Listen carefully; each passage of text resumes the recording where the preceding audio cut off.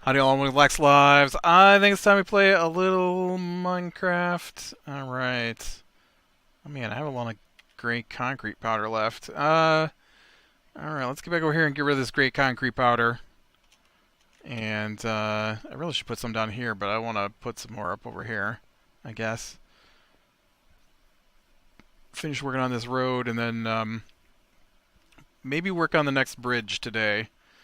Depending on how long it takes me to get this gray concrete powder. I can't imagine it's going to take me too long to get the gray concrete powder down. So, it's a Sunday. And we had our normal game in for D&D.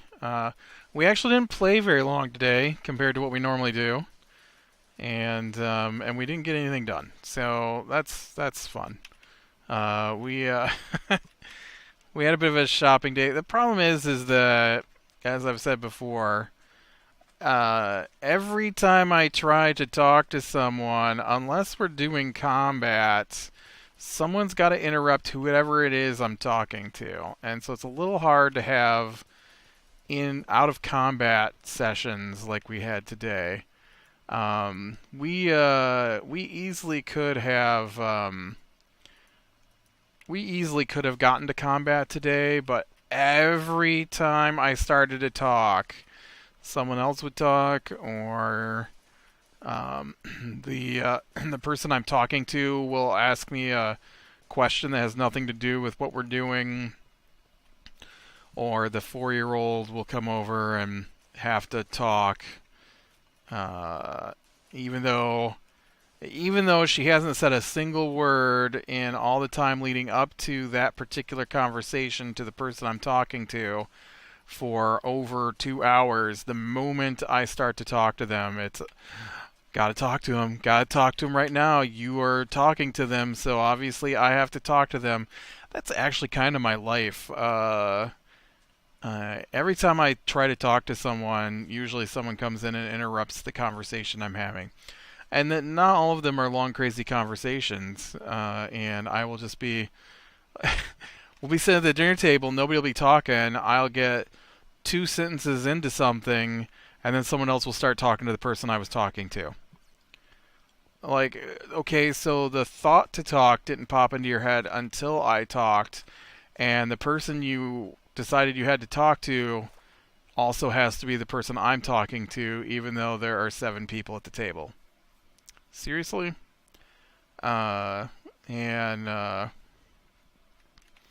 It's really regular that happens. Or the phone will ring. It's crazy how often the phone will ring, and it'll be my brother or somebody calling to talk to the person I'm talking to. It's insane. Like, I'll start talking, the phone will ring, and be like, oh, that's my brother. And it usually is. Doesn't matter what time of day it is half the time either. Just like 2 in the afternoon, I start talking, phone rings, I'm like, oh, yep, that's my brother. Oh, that dog was barking. But, yeah. I mean, I just ordered a crazy amount of pizza. Well, no, crazy expensive pizza, I guess. You shouldn't let me near the build-your-own pizza, apparently. I hope it's going to be good. It's probably going to be terrible, but you know what? All those toppings sounded good to me, and I love a pizza with lots of toppings. So, maybe it'll be great.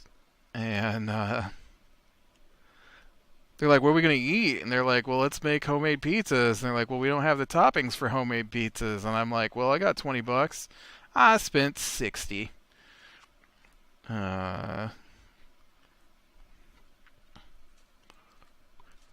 Although, to be fair, 20 of that was um, 20 of that was because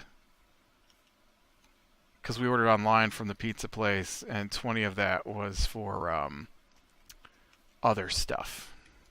All right, I'm just gonna go ahead and line this out right here. Like, oh no, I don't want the normal bread we get. We have to get the new special bread that the pizza place is offering. And the special bread is twice the amount of the normal bread. And we also, on top of the pizza, want wings. And so now there's order of wings tacked on, which is, like an extra $10. And so that's 20 extra bucks I didn't plan on spending. Just because I said I would get pizza didn't mean I wanted to pay $1 million for it. Either way, I hope it's good. And it's only money. Right? Although it seems like a lot of money. Although we are getting a lot of food, so I guess it works out. We were talking about going to the movies tonight, but that didn't happen. I didn't really want to go, but I was game to go, and so I don't know. I don't know how to feel about that. I hate going to the movie theater, but I do want to see the movie. It's kind of like that, right? I'm thinking for this bridge, it's not a very big bridge. So I'm thinking I'm probably going to go with something like this.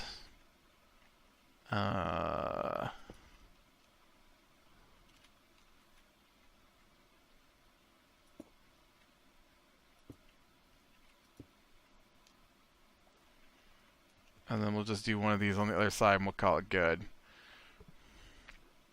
I'm not going to make it out of cobble. I'm just, laying it out here. And so we did go up, out, 2, right? And then up and over 2 like that. I think that should be okay, right? Probably run some supports once again underneath of it here. Now this side over here is a little wider. So I'm thinking we need to probably... Ooh, yeah, wow, the bouncing around is messing me up here.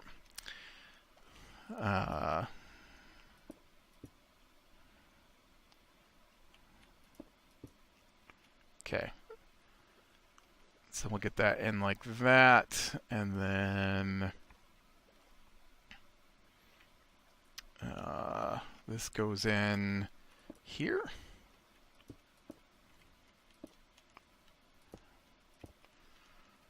Like so.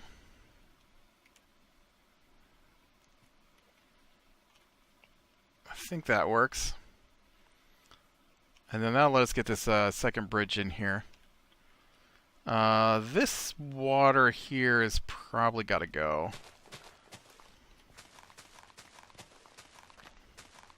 So let me get some dirt here. Obviously, with this being the road, there's going to be plenty of dirt to dig up here, which is good, because there's plenty of things I've got to fill in on this side. But we're going to end this. Probably take down this entire hill here, actually. Wait, do we need to... We actually need to bring this whole thing up a notch, I guess. I should leave that water there because I'm just going to be building on top of this. But all of this has got to come out because this is wrong. Wrong. How far does this go? Oh, this is a good chunk here. We definitely don't want to build in the swamp. So we'll have to build around the swamp. Uh, last thing I want is for my people to get snake bites and malaria.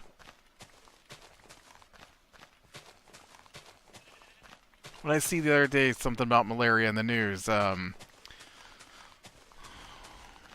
France or something reported its first case of malaria in I don't know how long, which is a shame because I thought they just about wiped out malaria. I know that's one of the goals of President Carter, ex-President Carter, has an organization that hunts down the hunts down. That sounds crazy. They arm up with guns and they hunt down the guinea worm. No, they try to remove the habitat of the guinea worm, and the guinea worm is the only mosquito, the primary mosquito that transmits malaria. And the guinea worm is its larval host, I think. Oh, see, this has actually got to come up here yet. Wow, I've got to fill all this in. This is crazy. I think I can get away with one block and nothing can spawn in there. Yeah. I mean, if I somehow got one block under there and used a bunch of ender pearls, I could fit an ender mite, but yeah, normal things aren't going to spawn down under there. So we had a in-town D&D game today, and it took forever, crazy forever. I wasn't really sure what I was going to do today anyways, and so usually I have a generalized idea of what's going to happen, and I really kind of went in today blind and made a bunch of stuff as we were going because I don't like to plan too much. I feel like I could plan their entire campaign out and they would just follow it to the letter the way they play. And I tell them where to go, and that's where they go. No ifs, ands, or buts for them. Just, hey, we got some undead in the city. Why don't you go deal with the undead in the city? And so I, put together a bunch of undead, and they get to the city, and then I make it up while I'm there. I'm like, ooh, be fun? A vampire who's not a bad guy. Bam. They got a vampire. They debate whether or not they're going to fight the vampire, and then he tells them about the other undead going on, and so they go fight the other undead, and beyond that, it basically went the way I scripted. Not that I script it, because I really don't put a lot of work into planning out my campaigns, honestly. Like I said, I kind of make it all up as I go, and the problem with the new storyline, though, that I am running them through is that it's huge. Not that I have a storyline, you understand. I have a concept. That's it. I would like a war of gnolls. How that plays out, I don't know. And so I hadn't worked on it yet. And coming up with an undead city, a little easier. I scribbled some ruined buildings on a piece of paper, which consisted of squares, and then I wrote on the piece of paper what each building was, with most of them being ruins, and so there were only a handful of existing buildings, and so they didn't even go to some of the buildings that I wrote down on the map that were available for them to go to. I really thought they'd go to the potion shop that was nearby, but they never went to the potion shop. I didn't really have anything planned for the potion shop, right? I mean, I didn't have some big part of the campaign they had to go to the potion shop for.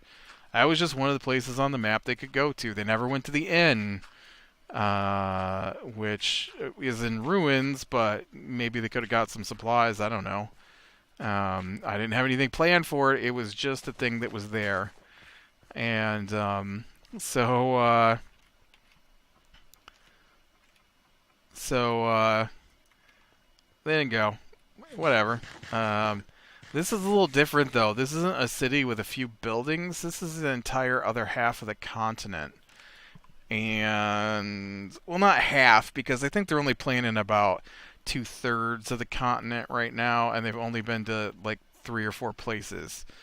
But I have now set up during my session today that I make up as I go the destruction of a major city, which I didn't even know that city existed before I started talking today, and uh, I also, on the whim, they are going to try and negotiate a. My creatures aren't standard D&D creatures. I mean, some of them are. Whoa! Did anybody see a creeper there? I didn't see one. I must have missed him. It's weird that he exploded though, because he didn't hurt me. So I don't know what he was doing. Was he trying to kill that sheep? What are you doing, man? But so like gnolls in the official game are like hyena that have been magically corrupted into gnolls. I like to have the gnolls as a race. So there are good gnolls, there are bad gnolls. Right now they are for the most part they're just going to run into bad gnolls who have been whipped up into a frenzied horde by their new leader, who is in turn being semi-controlled by a magic user guy who is actually the guy that one of the people in their backstory has been hunting for. And so they've actually wiped out a huge chunk of the middle of the other half of the continent that they've been playing on. So there's no reports coming back because everyone's dead of what's going on. And so, or maybe not dead, but none of the messengers are making it through, kind of thing. And so I think that should be fun. Problem is planning out the creatures that are going to be, and I don't do a here's a list of the specific creatures that are going to be in this spot. I do a here's a list of undead around their level, and so when they go into a room, I go, yeah, I think there's some undead in this room, or I'm like, yeah, I think there's some undead on this street, and then I, fill them up with undead fights, and it worked out really great. Okay, now let's fill this in. Whoops. I have to fill this in or else I'll get spawns. And then we'll go up 1 block. And we'll have to fill in this level. And then we can fill the top. Well, the top? How high up here do I need to go? Yes, I do need to go. I need to go this high. I need to go this high. So this level needs to be filled in. Skip this level, fill this level in. Yep. It worked out perfect. And so this is a little different because now I've got to plan out an entire continent in my head, and not just a couple of small areas, because I like to do what are they going to run into in the area, and not here's the specific encounter, here's the words that people are going to say to them. I don't really do that. I try to just, do it on the fly, and it works out pretty good for me so far. So I spent a lot of time last night because I was a slacker the last couple of weeks here, knowing this was coming. Unlike my Tuesday game, where we are now 5 weeks in without our DM picking what we're going to be doing. That's 5 weeks of no D&D with my Tuesday group because the DM can't pick what we're doing. I missed a week, and then he has canceled the rest of the weeks. Although technically, I guess the other guy canceled because his computer broke. But I'm still blaming my DM because he still hasn't picked what we're doing. I just asked him this week, have you picked what we're doing next Tuesday? I've got some ideas. Yeah, but you've had some ideas since session 2 of the previous campaign story. I get if you're too busy to do it and you want to stop doing it, that would be fine, but he doesn't say that. Instead, we just get pushed off for 5. It'll probably be, I will be pleasantly surprised if he manages to have something for us to do on Tuesday. I actually need to contact the other guy to see if his computer is good to go, and see if we're even gonna be playing on Tuesday.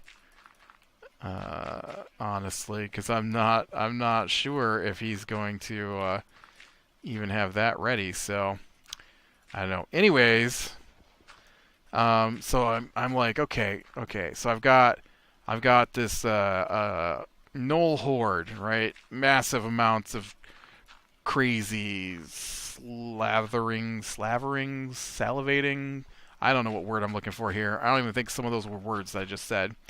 Um, Hordes of gnolls sent out in packs because gnolls are dog people and or hyena people, whatever. So they're gonna be just destroying everything, and I'm like, okay. So they gotta eat. What do hyenas eat? I'm like, okay, I don't think they'll eat grain, but maybe they'll eat people. Because these are crazy gnolls. These aren't like the normal gnolls that people run into every day. And so they'll eat people. So they're gonna keep people as food animals at this point because they're overthrowing the established hierarchy because of their new leader. And so they keep the people as food animals, and so they've destroyed everything that's edible though because there's just too many of them at this point all in one area. So I've got what I call the Knoll Wasteland, which is where that city was. I don't know if the city's still standing. I haven't decided that yet. I'm like, okay, so we got that. I need something else to do though because they can't have the whole continent overrun. So I'm like, all right. So a huge chunk of the continent is jungle. And so I'm like, all right. So I got jungle. So let's add some things in. Now I had my people, my people that play. I had them fight some dinosaurs. So I'm like, okay, the jungle's where the dinosaurs live. So I start putting down all the dinosaur stats, and I don't know what they're gonna run into. And then I'm like, ooh, the gnolls use dinosaurs as well as the lizard men.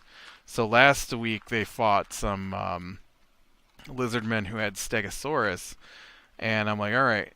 So now we've got lizard men who probably don't work with the gnolls, but I'll bet they live in part of the jungle, and they work with the dinosaurs.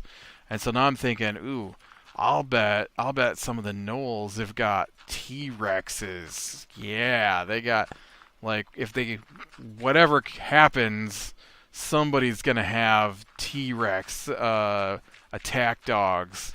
It's gonna be awesome. So I'm like, okay, so we got that. I'm like, now what about the rest of this jungle? I'm like, the lizardmen can't run the jungle because lizardmen think everything is food. And so I'm looking through the book, and I'm like, oh, look at this. They have some frog people. I'm like, okay, so part of this jungle is actually swampy. So they're frog people that live there. And I'm like, oh, look at this. They have tropical frog people that are poisonous to the touch, like tropical frogs. And I'm like, this is awesome. So we're going to go with some tropical frog people. We got regular frog people who probably don't like the tropical frog people because, that's the way those frog people are. and and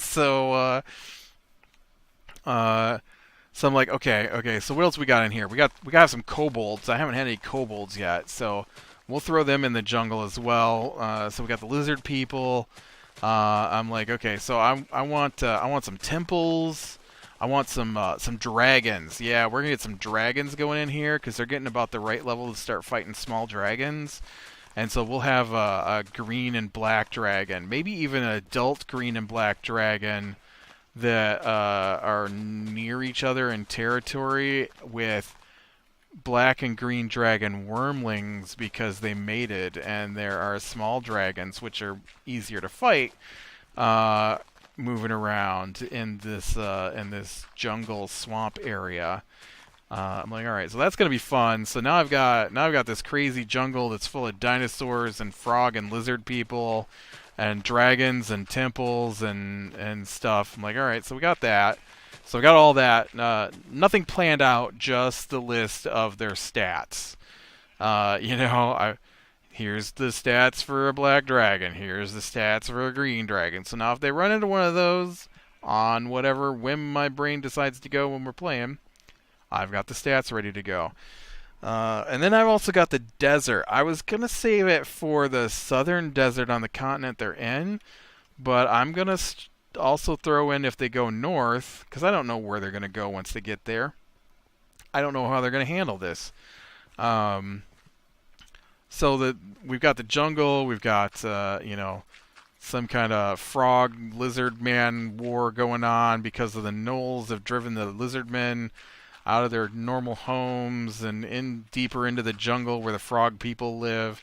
The frog people are primitive, and so they don't really mix with. There's like a thing called a frog hemoth. Definitely got to have a frog hemoth. There's shambling mounds that look like they might be fun. There's a dragon turtle I'm gonna throw in there maybe. It's gonna be crazy. Just a dragon turtle's like a giant turtle, kind of like a giant snapping turtle. It looked like, so I'll have one of those like sleeping underneath the water in the swamp area, and so it'll move when they're walking across the ground. I don't know if they'll fight it, but they'll at least run into it. And that seemed like it might be fun. And so then in the north, in the desert to the north, is when I'm going to introduce my insect people, which I've been wanting to do ever since we started playing. And so that's going to be awesome for me anyways. I like the idea of... they're called three keen in the books. The D&D books don't really set up societies for most of these creatures, and so I kind of have made up my own societies, which is what D&D is supposed to be. You're supposed to just adapt what's there to your own, and I often do. I often wind up adapting the rules into what I want. I know I took the stats for a small black dragon. I guess technically they've already fought their first dragon. They just don't know it was a dragon. I had a Frankenstein one that was built by a crazy undead wizard out of people, and so it didn't stream acid. It vomited puddles of acid that stayed on the ground, making the terrain painful and difficult. And so they have fought their first dragon, just not one with its full stats.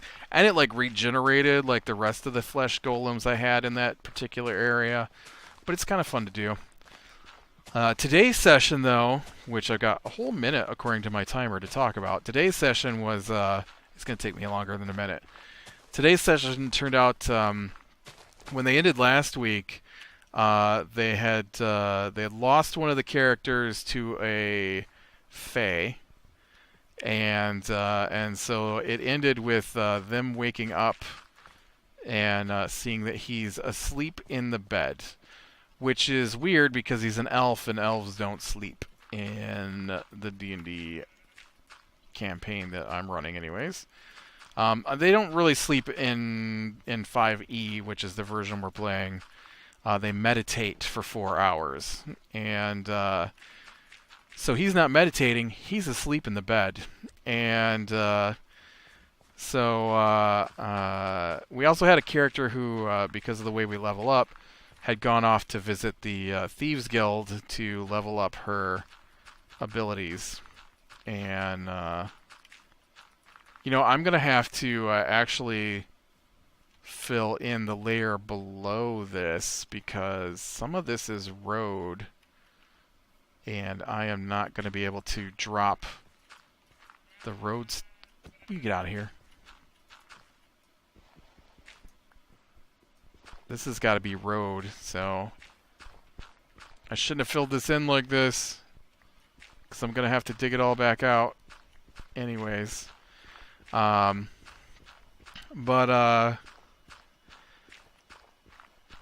can we get to the end before you break so I can just go repair this shovel? So they can't wake him up. He won't wake up, and so the one who deals with the Fae, she goes and talks to the Fae to try and figure out what's happening, and it tells her, but she doesn't understand it yet. Probably because they're new to D&D, and I have now made my guy a partial Warforge. And Warforge don't sleep; they shut down and recharge, and so he doesn't meditate anymore. He shuts down and recharges. 1 hour minimum, 1 hour for every short rest they had to take to recharge his abilities.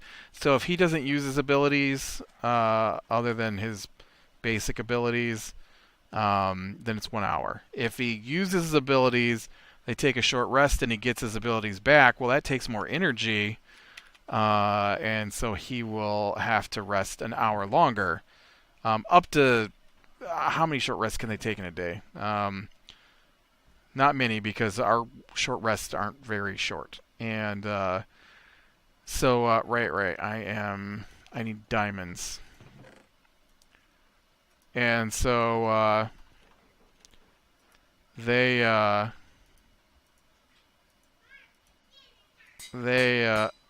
I took all my diamonds. So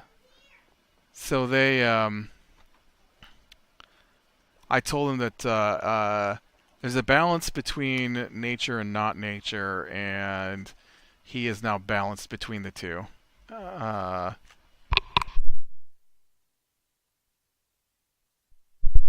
And so they didn't understand what that meant, and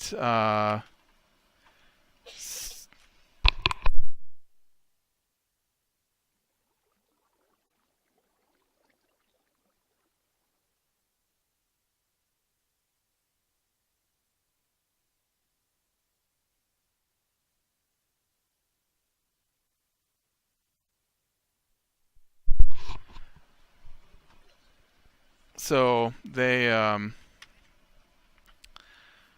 deal with that, and then they went shopping, and then they got their new orders, and that's all they did today. But it took like 5 hours,